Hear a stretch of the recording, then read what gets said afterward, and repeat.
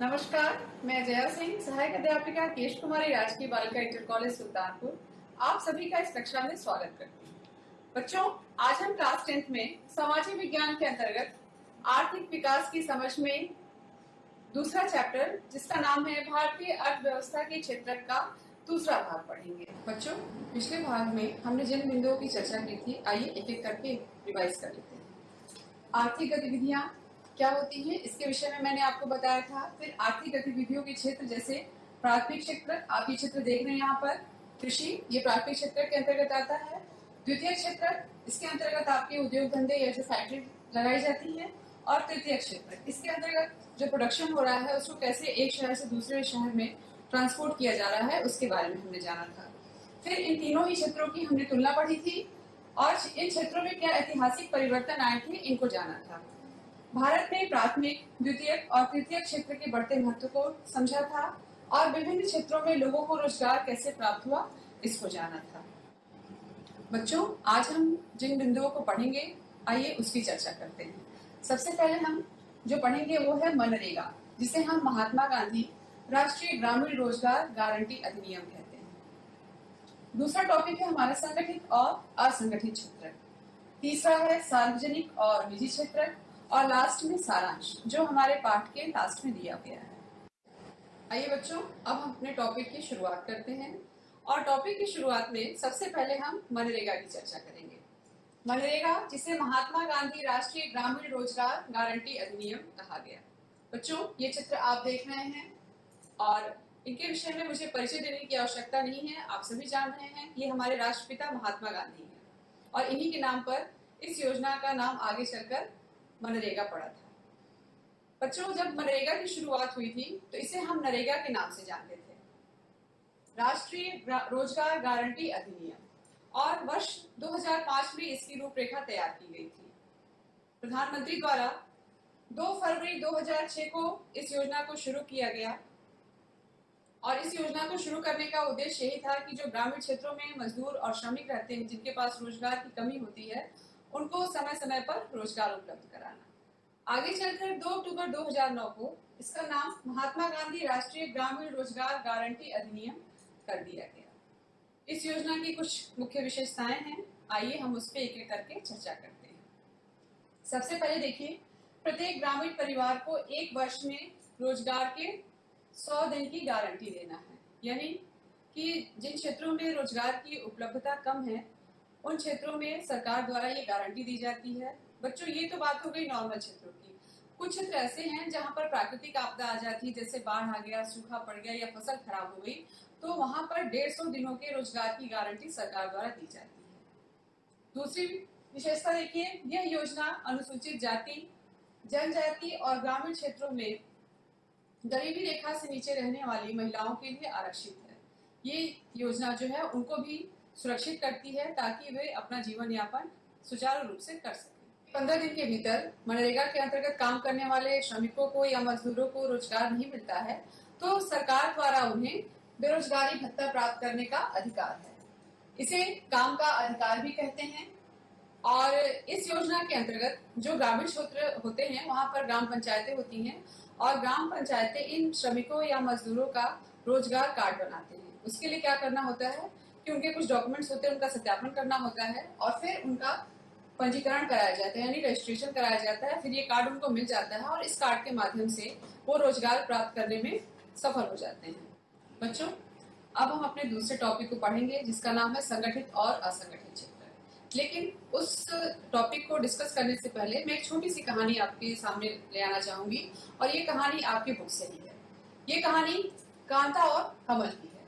आप अपने बुक में देखेंगे कि कांता जो है एक ऑफिस में काम करती है और वो सुबह 9:30 बजे ऑफिस जाती है और शाम को 5:30 बजे तक अपने ऑफिस में रहती है। आप ये चित्र देख सकते हैं कि कांता कितने आराम से ऑफिस में बैठ के अपनी ड्यूटी कर रही है। वह नियमित रूप से प्रत्येक माह के अंत में अपना वेतन भी प्राप्त करती है। इसके अलावा उसे सरकारी नियमों के तहत भविष्य निधि भी प्राप्त होती है और उसे चिकित्सीय सुविधाएं, इसके अलावा भी अन्य तरह के भत्ते भी प्राप्त होते हैं। वह संडे को अपने ऑफिस नहीं जाती है लेकिन फिर भी उस दिन का वेतन उसे मिलता है। इसके अलावा जब उसने अपनी नौकरी प्रारंभ की थी तब उसे उसके नियोक्ता ने एक नियुक्ति पत्र दिया था और उस नियुक्ति पत्र में उसकी नौकरी से संबंधित शर्त और निबंधन थे, उनका उल्लेख किया गया था। लेकिन ठीक उसके विपरीत जो उसका पड़ोसी है कमल, वो एक दुकान में काम करता है और वह सुबह 7:30 बजे दुकान पर जाता है और शाम 8 बजे तक काम करता रहता है। आप इन दोनों ही व्यक्तियों की तुलना कर लीजिए तो देख लीजिए कि एक सुबह 9:30 से 5:30 बजे तक ऑफिस जा रहा है और दूसरा जो है सुबह 7:30 से रात के 8 बजे तक काम कर रहा है। इसके अलावा देखिए कमल जो है उसे अपनी मजदूरी के अतिरिक्त अन्य कोई भत्ता नहीं मिलता है। जिस तरह से लास्ट में कांता को वेतन मिलता है, लेकिन कमल के साथ ये है कि जिस दिन वो काम करेगा उसी दिन की मजदूरी उसे प्राप्त होगी और जिस दिन वो बीमार पड़ गया या कोई उसे घर का आवश्यक काम पड़ गया और वो दुकान पर नहीं गया तो उसकी मजदूरी काट ली जाती है। इसके अलावा उसे कोई औपचारिक पत्र नहीं मिला है, यानी जब वो दुकान पे काम करने गया तो कोई उसको, दुकानदार का जो मालिक था, उसको कोई लेटर नहीं देता है कि आपको यहाँ पर काम करना है और इन नियमों का पालन करना है। उस दुकान में नियुक्ति के बारे में कोई जानकारी नहीं दी गई है और उसका नियोक्ता उसे किसी भी समय काम से हटने के लिए कह सकता है, यानी इसमें रोजगार की कोई गारंटी नहीं है। आज अगर दुकानदार को उनका काम पसंद आ रहा है तो वो उससे काम करा रहे हैं और अगर कल को काम पसंद नहीं आता है तो उसे काम से हटा देंगे। तो ये तो हो गई बच्चों कांता और कमल की कहानी, और इसी कहानी के माध्यम से मैं आपको संगठित और असंगठित क्षेत्र के विषय में बताऊंगी। बच्चों अब हम संगठित और असंगठित क्षेत्र को समझेंगे। आपने कांता और कमल की कहानी को देखा। कांता एक निश्चित समय पर ऑफिस जाती है, उसको एक निश्चित समय पर वेतन मिलता है और सवेतन छुट्टी भी मिलती है। जिस दिन वो अपने ऑफिस नहीं जाती है उसके वेतन में कोई कटौती नहीं होती है और सरकार द्वारा कई सुविधाएं भी मिलती है। इन्हीं के संदर्भ में हम संगठित क्षेत्र को जानेंगे। जैसे संगठित क्षेत्र क्या कहते हैं, आइए इसके अर्थ के विषय में हम चर्चा करें। जहां रोजगार की अवधि नियमित और सुनिश्चित होती है, संगठित क्षेत्र कहलाते हैं। इन क्षेत्रकों के कुछ औपचारिक नियम होते हैं, जैसे ये क्षेत्र सरकार द्वारा पंजीकृत होते हैं, यानी इनका रजिस्ट्रेशन कराना पड़ता है और इन क्षेत्रकों को कुछ नियमों और विनियमों का पालन करना अनिवार्य होता है। ये नियम और विनियम जिसे हम रूल्स एंड रेगुलेशन कहते हैं, और वो सारे नियम सरकारी होते हैं, यानी सरकार के जो भी नियम हैं इन्हें पालन करना अनिवार्य होता है। और इस नियम का पालन चाहे वो नियोक्ता हो चाहे वो कर्मचारी हो, सभी एक समान करेंगे, कोई इन नियमों की अवहेलना नहीं कर सकता है। इसी के संदर्भ में अनेक विधियां हैं, जैसे देखिए कारखाना अधिनियम, नियोक्ता मजदूरी अधिनियम, सेवा अनुदान अधिनियम, दुकान एवं प्रतिष्ठान अधिनियम इत्यादि में इन नियमों का उल्लेख किया गया है। बच्चों संगठित क्षेत्रों में रोजगार गारंटी के साथ ही साथ यदि उनसे निश्चित समय से अधिक काम दिया जाता है तो उस संस्थान का जो नियोक्ता है इन कर्मचारियों को घंटे के आधार पर अतिरिक्त भुगतान भी करता है, यानी अगर उनसे ओवर टाइम कराया जाता है तो उन्हें अतिरिक्त पैसा भी दिया जाता है। इसके अलावा प्रबंधन द्वारा स्वास्थ्य सुविधाएं भी प्रदान की जाती हैं, जैसे जो उनको मेडिकल या चिकित्सकीय लाभ दिए जाते हैं। इसके अलावा उन्हें पेयजल की सुविधा और शौचालय या स्वच्छता की सुविधा का भी ध्यान रखा जाता है। इस क्षेत्र से जुड़े कर्मचारियों को सेवानिवृत्ति के पश्चात पेंशन की भी सुविधा प्रदान की जाती है। जैसे आपने देखा कि कांता को भविष्य निधि भी प्राप्त है और इसके अलावा पेंशन की सुविधा भी उसे प्रदान की गई है। संगठित क्षेत्रों में भी कुछ लोग किसी के द्वारा नियोजित नहीं होते हैं, बल्कि वह स्वतः काम करते हैं, लेकिन उनके लिए भी कुछ औपचारिक नियम हैं जिसे उन्हें फॉलो करना पड़ता है और सबसे पहले उन्हें अपना पंजीकरण सरकार के समक्ष कराना होता है। जैसे इस तरह के क्षेत्रों में एनजीओ हो गए, व्यापारिक प्रतिष्ठान आदि हैं। एनजीओ से आप सभी परिचित हैं। एनजीओ को इंग्लिश में हम नॉन गवर्नमेंटल ऑर्गेनाइजेशन कहते हैं, जिसका हिंदी में अर्थ होता है गैर सरकारी संगठन। और इससे संबंधित कुछ संस्थाएं हैं जिनके बारे में मैं आपको बताना चाहूंगी। बच्चों के लिए आपने क्राई का नाम सुना होगा, ये भी एक एनजीओ है। महिलाओं के लिए आपने केयर का नाम सुना है, ये भी एक संस्था है जो महिलाओं के विकास और महिलाओं की सहायता के लिए कार्य करती है। और फिर आपने बुजुर्गों के लिए हेल्प एज नामक संस्था का नाम सुना है। ये सारे एनजीओ सरकारी नियमों का पालन करते हैं और उन्हें अपने कार्य को रूप देने से पहले सरकार के समक्ष पंजीकरण कराना आवश्यक होता है। व्यापारिक प्रतिष्ठान, जैसे आप गारमेंट शोरूम देखते हैं, ज्वेलरी के शोरूम होते हैं या फिर आप गाड़ियों के भी शोरूम होते हैं, इनको भी अपना रजिस्ट्रेशन कराना होता है और रजिस्ट्रेशन के बाद ही अपने ये कर्मचारियों को नियुक्त कर सकते हैं और उनसे काम ले सकते हैं। बच्चों, आइए अब हम असंगठित क्षेत्र की बात करें।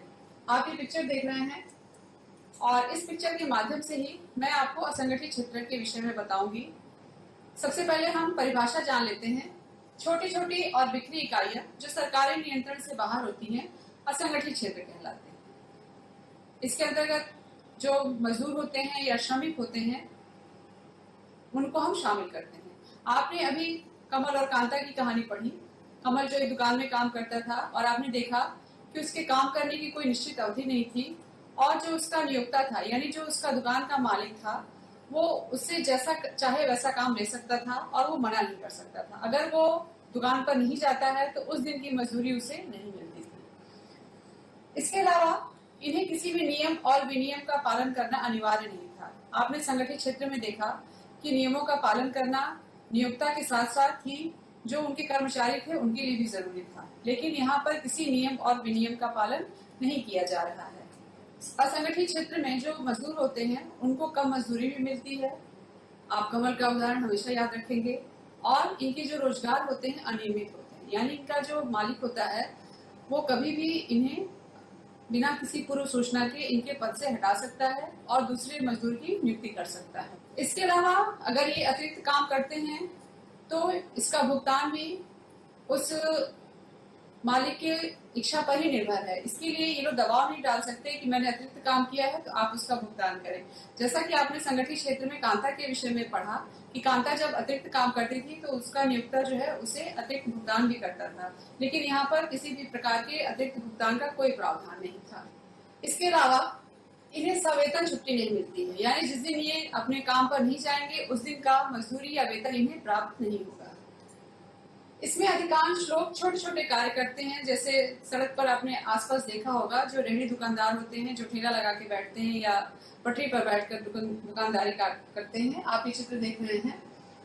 जैसे सड़क पर विक्रय या मरम्मत कार्य में ये लोग स्वतः नियोजित होते हैं, यानी अपना काम ये लोग खुद करते हैं अपनी आजीविका चलाने के लिए। इसके अलावा जो किसान होते हैं खेतों में काम करते हैं। अगर खेतों में काम नहीं है, जो मौसमी फसल को उपजाते हैं, अगर खेतों में काम नहीं है तो वो मजदूरी का भी काम कर लेते हैं या आवश्यकता पड़ने पर मजदूरों को अपने खेतों में भी काम देते हैं। बच्चों, इस तरह से हम लोगों ने संगठित और असंगठित क्षेत्रों के विषय में चर्चा किया। अब कुछ पॉइंट्स ऐसे हैं जो मैं आपसे बताना चाहूंगी और ये पॉइंट्स एक तरीके से इन दोनों ही क्षेत्रों के तुलनात्मक अध्ययन के रूप में हैं। जैसे आपने कमल और कांता के स्टोरी को सुना, उसमें आपने देखा कि कांता कितने ही आराम से अपनी नौकरी कर रही है। वह एक निश्चित समय पर ऑफिस पहुंचती है और उसको सारी निश्चित सुविधाएं उपलब्ध कराई जाती हैं उस नियोक्ता क्षेत्र के द्वारा, और उसका भविष्य भी वहां पर सुरक्षित हो जाता है। उसे अपने भविष्य की कोई चिंता नहीं होती क्योंकि तमाम तरह की सहायता उस क्षेत्र से उसे प्राप्त होती है। लेकिन कांता के अपेक्षा कमल की जो कहानी है वो थोड़ी अलग है। कमल बहुत मेहनत से अपने दुकान में काम करता है, लेकिन वो अपने भविष्य के प्रति बहुत ज्यादा सुरक्षित नहीं महसूस करता है। क्यों? क्योंकि उसे पता है कि उसका जो मालिक है जब तक उसे उसकी जरूरत है तब तक वो उससे काम ले रहा है और जैसे ही उसकी जरूरत खत्म होगी वो उसको काम से हटा देगा। एक तरीके से देखा जाए बच्चों तो उसके मन में हमेशा ये भय बना रहता है कि अगर उसके पास रोजगार नहीं होगा तो किस तरह से वो अपना जीवन यापन करेगा। और यही दो मुख्य बातें हैं संगठित और असंगठित क्षेत्र के अंतर्गत की। एक में भविष्य सुरक्षित है और दूसरा जो है रोज अपने भविष्य की सुरक्षा के लिए प्रयास कर रहा है और परेशान है। जो अगला टॉपिक है हमारा असंगठित क्षेत्र के श्रमिकों का संरक्षण कैसे, यानी जो असंगठित क्षेत्र के मजदूर हैं उनको किस प्रकार सुविधाएं प्रदान की जाए ताकि उनकी रोजगार की जो है गति वो नियमित रहे। तो सबसे पहले हमें कृषि के अतिरिक्त रोजगार के वैकल्पिक स्रोतों को बढ़ावा देना चाहिए। वे वैकल्पिक स्रोत क्या हो सकते हैं? देखिए, जैसे लघु और कुटीर उद्योगों को बढ़ावा दिया जाए। आप ये चित्र देख सकते हैं जहाँ पर ये डलिया बनाना है, सिलाई का काम करना है, इस तरह के उद्योग धंधों को गांव में बढ़ाया जा सकता है। शहरों में भी लघु उद्योगों को कच्चे माल की प्राप्ति और उत्पादन के विपणन हेतु सरकारी मदद की जरूरत पड़ती है, विपणन यानी मार्केटिंग के लिए। तो यहाँ पर भी जो गवर्नमेंट संस्थान होते हैं वहां से इन लघु उद्योगों को समर्थन और सहयोग मिलना आवश्यक है। बच्चों, इस टॉपिक के अंतर्गत हम दो नए शब्दों पर चर्चा करेंगे, लघु और कुटीर उद्योग। लघु और कुटीर उद्योग को बताने के लिए मैं आपको कुछ बातें बताना चाहूंगी। लघु उद्योग का अर्थ आप लोग समझते होंगे, लघु मीन्स छोटा। तो ये लघु उद्योग बच्चों बहुत ही छोटे स्तर पर जो औद्योगिक इकाइयां स्थापित की जाती हैं, जो फैक्ट्री छोटी छोटी फैक्ट्रीज बनाई जाती हैं, वो लघु उद्योग होते हैं। और इन उद्योगों को सरकारी सहायता की भी आवश्यकता पड़ती है। इसमें जो उत्पादन कार्य होता है उसके लिए मशीनरी का यूज किया जाता है और इसमें हम श्रमिकों को रखकर भी उत्पादन कार्य करा सकते हैं। अब आती है बच्चों कुटीर उद्योग की बात।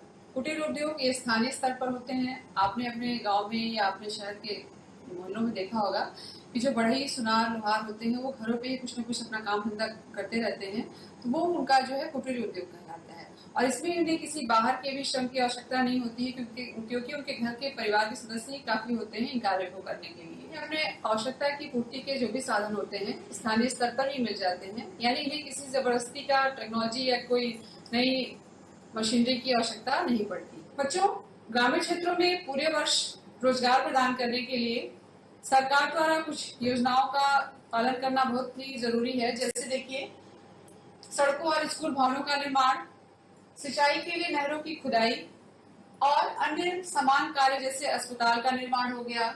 स्वयंसेवी संस्थाओं द्वारा जन कल्याण कार्य को क्रियान्वित कराते रहना चाहिए। आप ये चित्र देख रहे हैं कि हर गांव में स्कूल बनाए जाते हैं ताकि बच्चों को शिक्षा मिल सके। इसके अलावा सड़कों पर भी हमेशा काम कुछ न कुछ लगा ही रहता है, तो इन सब कार्यों को निरंतर चलते रहना चाहिए। इसके अलावा सरकार को श्रमिकों को अनिवार्य बीमा भी देना चाहिए। ये अनिवार्य बीमा इनके आर्थिक और सामाजिक जीवन की सुरक्षा के लिए अत्यंत ही आवश्यक है। बहुसंख्यक श्रमिक जो होते हैं वो अनुसूचित जाति, जनजाति और पिछड़ी जातियों से होते हैं और इनके साथ खुलकर तो नहीं अब, लेकिन कुछ न कुछ सामाजिक भेदभाव किया ही जाता है। इसलिए इन श्रमिकों को बीमा देने से इनका सामाजिक और आर्थिक स्तर पर जो है जीवन ऊंचा उठाया जा सकता है। सार्वजनिक क्षेत्र में सरकार का उद्देश्य जन कल्याण करना होता है, ना कि लाभ कमाना। ये जो भी सरकारी योजनाएं होती हैं वो सभी के लिए होती हैं और सभी को इसमें समान अवसर भी प्रदान किया जाता है। लेकिन जो सेवाएं सरकार देती है उनके बदले में कुछ न कुछ भुगतान हमें उन्हें करना ही पड़ता है, चाहे वो हम इनकम टैक्स के रूप में दें या जो वस्तुओं पर जीएसटी आदि लगाकर सरकार अपना व्यय वसूल ही लेती है। निजी क्षेत्र यानी प्राइवेट सेक्टर, इसमें क्या होता है बच्चों कि व्यक्तियों या निजी कंपनियों पर स्वामित्व और सेवाओं के वितरण की जिम्मेदारी होती है, यानी इसमें सरकारी संस्थाएं नहीं होती हैं। इसमें एक व्यक्ति या एक कंपनी इसके लिए जिम्मेदार होती है। टाटा, टिस्को जैसी कंपनियां निजी स्वामित्व का उदाहरण है। इनका उद्देश्य लाभ कमाना होता है। जैसा कि आपने अभी देखा कि सार्वजनिक क्षेत्र में लाभ कमाना उद्देश्य नहीं था, उनका था उद्देश्य की जन कल्याण, अधिक से अधिक लोगों का भला हो। लेकिन यहाँ पर इनका मुख्य उद्देश्य होता है लाभ कमाना। और इनकी सेवाओं को प्राप्त करने के लिए हमें एकल स्वामियों व कंपनियों को भुगतान करना पड़ता है। उदाहरण के तौर पर आप समझ सकते हैं कि आजकल मोबाइल हम और आप यूज करते हैं, तो मोबाइल को चलाने के लिए इंटरनेट की जरूरत पड़ती है। इसके लिए हम क्या करते हैं, हम लोग तरह तरह के पैक्स खरीदते हैं, अपने मोबाइल को हमेशा अपडेट रखते हैं कि कब क्या जरूरत पड़ जाए। लेकिन अपडेट करने के लिए भी हमें कहीं न कहीं से कुछ न कुछ भुगतान करना ही पड़ता है और इन कंपनियों का सहारा लेना पड़ता है। बच्चों, अगला हमारा टॉपिक है निजी व सार्वजनिक क्षेत्र की भूमिका। और इस टॉपिक के अंतर्गत हम इन दोनों ही क्षेत्रों की आपस में निर्भरता के विषय में जानेंगे। कुछ चीजें ऐसी होती हैं जिनकी जरूरत समाज के हर सदस्य को होती है, लेकिन निजी क्षेत्र उसको उचित दाम पर उपलब्ध नहीं करा पाते, क्योंकि उसकी उपलब्धता में इतना खर्चा होता है कि जो उनकी क्षमता से बाहर होता है। जैसे वो कौन कौन से क्षेत्र हो सकते हैं, आइए हम आपको दिखाते हैं। जैसे इंफ्रास्ट्रक्चर का विकास, जिसे हम आधारभूत जो संरचनाएं होती हैं वो है। आप इस चित्र के माध्यम से इन्हें आप समझेंगे। इसके अंतर्गत हम बता रहे हैं आपको, जैसे परिवहन के साधन हो गए, बिजली, संचार, भारी उद्योग, पत्तन का निर्माण, पत्तन जिसे हम बंदरगाह कहते हैं। इसके अलावा पुल और सड़कों का निर्माण, रेलवे लाइनों को बिछाने की जो प्रक्रिया होती है और बांधों और नहरों का निर्माण। इन सभी कार्यों के लिए निजी क्षेत्रों को सार्वजनिक क्षेत्र की मदद की आवश्यकता होती है। इसके अलावा लघु उद्योग खोले जाते हैं और रोजगार के साधनों को बढ़ावा दिया जाता है और इसके लिए निजी क्षेत्रों को सार्वजनिक क्षेत्रों की मदद की आवश्यकता पड़ती है। एक उदाहरण के तौर पर मैं आपको बताना चाहूंगी कि जो ये लघु उद्योग खुलते हैं उनमें उत्पादन के लिए बिजली की आवश्यकता पड़ती है और निजी क्षेत्र बिजली के लिए सरकार पर डिपेंड होती है, यानी सार्वजनिक क्षेत्रों पर डिपेंड होती है। और ये सार्वजनिक क्षेत्र जो एक निश्चित दर होती है उस पर ये बिजली उपलब्ध कराते हैं, जिसकी वजह से क्या होता है कि लघु उद्योग एक उचित दर पर उत्पादन करते हैं और फिर एक निश्चित दर पर उपभोक्ताओं तक बाजार में पहुंचाते हैं और वो सामान या वस्तु जो है हमें हमें बहुत ज्यादा महंगी भी मिलती है, एक निश्चित दर पर प्राप्त हो जाती है। खाद्यान्न किसानों का समर्थन करना और कम कीमत पर अनाज की आपूर्ति करके गरीब लोगों का समर्थन करना। इसके उदाहरण के तौर पर मैं बताना चाहूंगी कि बच्चों क्या होता है, जब किसान खेतों में गेहूं या चावल पैदा करते हैं तो सरकारी जो दुकान होती है वो उनसे गेहूं और चावल एक निश्चित दाम पर खरीदती है और पहले इन सारे अनाजों को एक जगह स्टोर कराया जाता है। उसके बाद एक निश्चित दर पर सरकार अपने उपभोक्ताओं तक पहुंचाती है, जिससे क्या होता है कि चाहे वो गरीब हो चाहे वो अमीर हो, उनको आराम से अनाज या खाद्यान्न की उपलब्धता प्राप्त हो जाती है। पिछड़े और ग्रामीण क्षेत्रों में स्वास्थ्य और शिक्षा संबंधी सेवाएं उपलब्ध कराना। बच्चों, अधिकतर आर्थिक गतिविधियां ऐसी हैं जिन पर खर्च करना या व्यय करना सरकार की जिम्मेदारी होती है।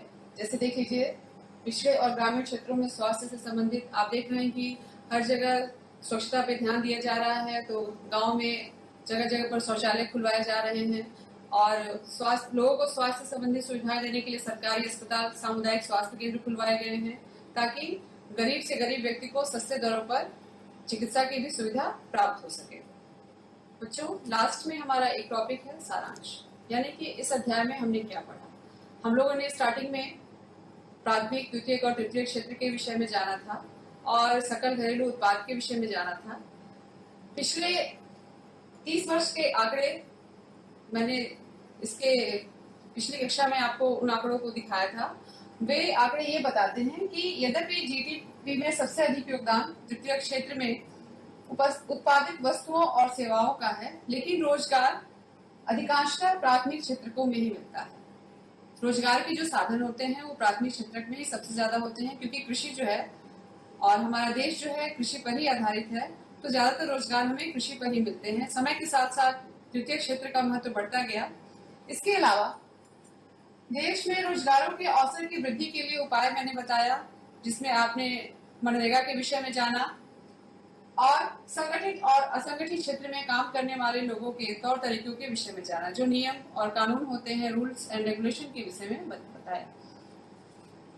सार्वजनिक क्षेत्र और निजी क्षेत्रों की गतिविधियों के विषय में हमने जानकारी प्राप्त की कि किस तरह से ये क्षेत्र एक दूसरे पर निर्भर हैं और एक दूसरे के सहयोग से अर्थव्यवस्था को मजबूत बनाने का प्रयास कर रहे हैं। बच्चों, आज ये आपका चैप्टर समाप्त हो गया है और इस चैप्टर से संबंधित कुछ अभ्यास प्रश्न मैं आपको दे रही हूँ, जिसे आप अपने नोटबुक में करेंगे। देखिए, पहला प्रश्न है आपका, नरेगा की शुरुआत कब हुई और अब इसे किस नाम से जानते हैं। मैंने इस क्लास की स्टार्टिंग में ही बताया आपको मनरेगा के विषय में। दूसरा क्वेश्चन है, सवेतन छुट्टी का प्रावधान किस क्षेत्र में पाया जाता है। संगठित क्षेत्र में मैंने आपको कांता और कमल की स्टोरी सुनाई और कांता के विषय में बताया, तो इस प्रश्न का उत्तर आपको वहीं से प्राप्त होगा। बच्चों, तीसरा प्रश्न है आपका, असंगठित क्षेत्र के श्रमिकों को संरक्षण की आवश्यकता क्यों है। इस प्रश्न के संबंध में मैं कुछ आपको बताना चाहूंगी। जब आपने संगठित और असंगठित क्षेत्र पढ़ा और मैंने कमल और कांता की कहानी आपको सुनाई, उसी के अंतर्गत आप देखा होगा कि किस तरह से संगठित क्षेत्र में जो कांता नौकरी कर रही है वो कितना सुरक्षित महसूस करती है और कमल जो है वो हमेशा एक दबाव में रहता है, क्योंकि उसे लगता है कि उसका भविष्य सुरक्षित नहीं है और तमाम तरह की परिस्थितियों को वो झेलता हुआ अपना जीविकोपार्जन कर रहा है।